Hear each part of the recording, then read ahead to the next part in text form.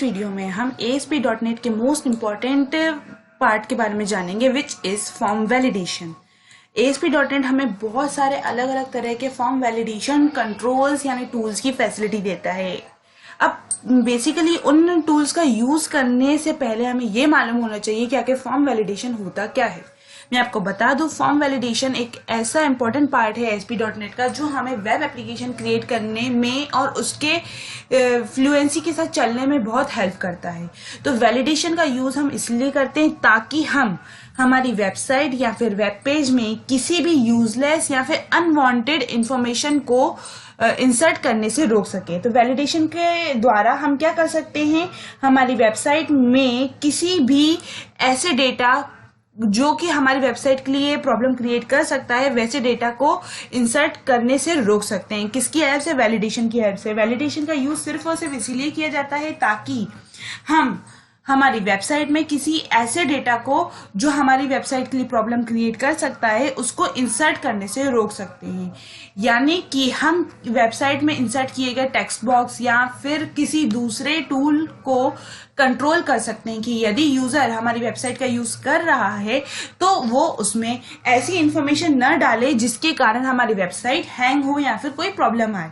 तो यदि यूजर किसी ऐसे टेक्स्ट बॉक्स में या फिर किसी टूल में ऐसी कोई इंफॉर्मेशन डालता है जो उसमें उसे नहीं डालनी चाहिए तो क्या करते हैं वैलिडेशन उन्हें एरर मैसेज ड्रॉप करते हैं, जिससे जो यूजर है उसे पता चल जाता है कि उसे इस टेक्स्ट बॉक्स में या उस कंट्रोल में किस तरह की कौन सी इंफॉर्मेशन या वैल्यूज डालनी है। तो बेसिकली जो ASP.NET है वो हमें वैलिडेशन की फैसिलिटी देता है, फॉर्म वैलिडेशन की, जिसमें हम दूसरे किसी कंट्रोल्स को या टूल्स को कंट्रोल कर सकते हैं, उन्हें मैनेज कर सकते हैं। तो सबसे पहला जो वैलिडेशन कंट्रोल है हम बात करेंगे जिसके बारे में, which is required field validator. Required field validator control का जो यूज किया जाता है किसी टेक्स्ट बॉक्स को कंट्रोल करने के लिए किया जाता है। जैसा कि आप फेसबुक चलाते होंगे तो फेसबुक में यदि आपने यूजर नेम और पासवर्ड डाला है तो ही आप लॉगिन कर पाएंगे। कभी ऐसा हुआ है क्या आपने पासवर्ड डाल दिया हो, यूजर नेम न डाला हो और लॉगिन हो गया हो? ऐसा तो होता नहीं है। यदि आपने यूजर नेम नहीं डाला है और पासवर्ड डाल के लॉगिन किया तो आपके पास एरर मैसेज आता है। क्या मैसेज आता है? Please fill your user name, कुछ इस तरीके से। तो रिक्वायर्ड फील्ड वैलिडेटर हमें यही हेल्प करता है। किस चीज की हेल्प करता है हमें? कि जिससे हम हमारे फॉर्म में रखे गए टेक्स्ट बॉक्स को कंट्रोल कर पाते हैं। यदि हम बिना उसमें वैल्यू डाले बटन पर क्लिक करते हैं तो हमारे पास मैसेज आता है कि प्लीज फिल एप्रोप्रिएट वैल्यू। तो इस काम को करने के लिए हम कौन से वैलिडेटर का यूज करते हैं? रिक्वायर्ड फील्ड वैलिडेटर का। तो चलिए इसका एग्जांपल देखने के लिए हम कहाँ आते हैं? हमारे विजुअल स्टूडियो पर। विजुअल स्टूडियो पर यहाँ पर जब हम आएंगे तो हमें क्या करना है, हमने फॉर्म एक लेकर रखा है जिसमें हम डिजाइन पर क्लिक करेंगे। जैसे ही हम डिजाइन पर क्लिक करेंगे हमारी स्क्रीन पे फॉर्म आ जाएगा। अब यहाँ पर जो फॉर्म आया है यहाँ पर सबसे पहले मैं एक टेक्स्ट बॉक्स ले लेती हूँ, क्लिक करा और यहाँ पे उठा के छोड़ दिया। इसकी पोजीशन सेट करने के लिए फॉर्मेट पे जाना होगा, सेट पोजीशन एब्सोल्यूट, यहाँ से गए, उठाया और रोटेट करके बीच में ले आया, कुछ इस तरीके से। अब इसके बाद नीचे में एक बटन ले लेती हूँ, यहाँ पे मैंने बटन पे क्लिक करा, बटन पे क्लिक करके यहाँ पे छोड़ दिया। इसकी पोजीशन सेट करने के लिए मुझे जाना होगा फॉर्मेट, सेट पोजीशन एब्सोल्यूट पे क्लिक करा, उठाया और यहाँ से लाके बीच में यहाँ पर रख दिया। इसके बाद मुझे क्या करना है, इस बटन पे कुछ ऐसा कोड कर रही हूं मैं ताकि जो भी वैल्यू मैं टेक्स्ट बॉक्स में डालूं वो मेरे पास मैसेज के थ्रू आ जाए। तो यहां पर मैंने डाला है dim as इंटीजर। मैंने क्या डाला? dim as इंटीजर, मतलब जो भी मैं वैल्यू डालूंगी वो कौन सी वैल्यू होगी? इंटीजर वैल्यू होगी। तो चलिए अब मैं क्या करती हूँ, a is equals to text box 1 dot text. क्या लिखा मैंने? a is equals to text box 1 dot text और मैसेज बॉक्स के थ्रू मैंने क्या डिस्प्ले कराया? वही उसी वैल्यू को a। तो चलिए अब मैं आपको पहले रन करके दिखा देती हूँ कि यदि मैं मेरे प्रोग्राम को रन करती हूँ और इस टेक्स्ट बॉक्स को खाली छोड़ती हूँ तो मेरे पास मैसेज भी खाली ही आएगा ऑफ कोर्स। बट मुझे कुछ ऐसा करना है कि मैं इसको खाली छोड़ू तो मेरे पास कोई एक एरर मैसेज आए, बट मैं पहले आपको रन करके दिखा देती हूँ। तो चलिए आते हैं हम डिबग पे, स्टार्ट विदाउट डिबगिंग, जिसकी शॉर्टकट की होती है Ctrl+F5।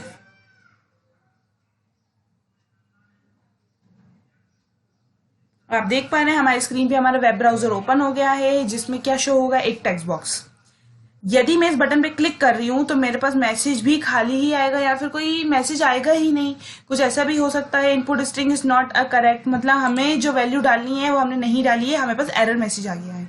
तो चलिए अब हमें क्या करना है, हम कुछ ऐसा चाहते हैं कि हम यदि इसको खाली में क्लिक करते हैं तो हमें पास एक मैसेज, एरर मैसेज आना चाहिए। तो वो एरर मैसेज लाने के लिए मैं इसको कट करती हूँ और यहाँ पर वैलिडेशन कंट्रोल आपको दिख रहा होगा, टूल्स के अंदर वैलिडेशन हेड दिख रहा है। वैलिडेशन के अंदर मैं ले लेती हूँ रिक्वायर्ड फील्ड वैलिडेटर, क्लिक करा और क्लिक करके लाकर यहाँ पर छोड़ दिया कुछ इस तरीके से। अब मैं क्या करती हूँ, उसकी पोजीशन सेट करने के लिए फॉर्मेट सेट पोजीशन एब्सोल्यूट उठाया और इस टेक्स्ट बॉक्स के लाकर सामने रख दिया। इसकी प्रॉपर्टीज में जाने के लिए राइट क्लिक करके प्रॉपर्टीज पे जाते हैं, ये आगे प्रॉपर्टी विंडो, इसको बड़ा कर लेते हैं कुछ इस तरीके से और यहां से भी बड़ा कर देते हैं थोड़ा सा। एरर मैसेज में क्या शो होना चाहिए, एरर मैसेज में शो होना चाहिए प्लीज फिल एप्रोप्रिएट वैल्यू। हमने क्या डाला, प्लीज फिल एप्रोप्रिएट वैल्यू, कुछ इस तरीके से।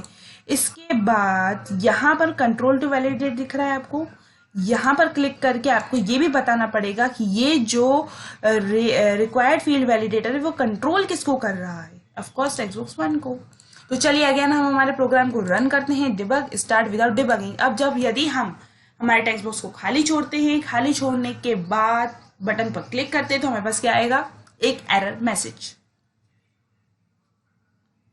तो आप देख रहे हैं, मैंने अभी खाली छोड़ा है और खाली छोड़ने के बाद मैं बटन पर क्लिक कर रही हूँ, प्लीज फिल एप्रोप्रिएट वैल्यू।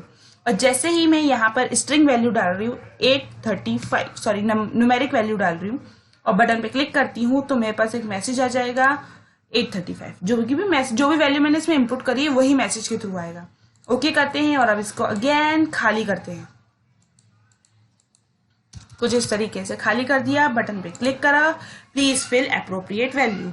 तो इसी तरीके से यूज होता है किसका, फॉर्म वैलिडेशन का। वैलिडेशन का मतलब होता है किसी दूसरे टूल्स को कंट्रोल करना। यदि यूजर कोई जो हमारे वेबसाइट पे कोई भी कंट्रोल है, टूल है, उसमें कुछ ऐसी इंफॉर्मेशन डाल रहा है जो हमारी वेबसाइट के लिए अच्छी नहीं है, तो इस काम को रोकने के लिए हम क्या करते हैं, फॉर्म वैलिडेशन कंट्रोल्स का यूज करते हैं, जिससे कि हम हमारी वेबसाइट में इनपुट होने वाले अनवांटेड और यूजलेस डेटा को इनपुट होने से रोक सकते हैं, जिससे कि हम हमारी वेबसाइट में प्रॉब्लम आने से रोक सकते हैं। यदि यूजर उसमें कोई ऐसी इंफॉर्मेशन डालता है जो हमारी वेबसाइट के लिए सही नहीं है या फिर उसे ऐसी इंफॉर्मेशन नहीं डालनी चाहिए, तो यूजर के पास क्या आता है, एक एरर मैसेज। तो यदि हम कोई भी वैलिडेटर कंट्रोल का यूज कर रहे हैं तो हमें ये बताना बहुत ज्यादा इंपॉर्टेंट है कि वो वैलिडेटर कंट्रोल कौन से दूसरे टूल को कंट्रोल कर रहा है, और साथ में एरर मैसेज देना भी बहुत ज्यादा जरूरी होता है।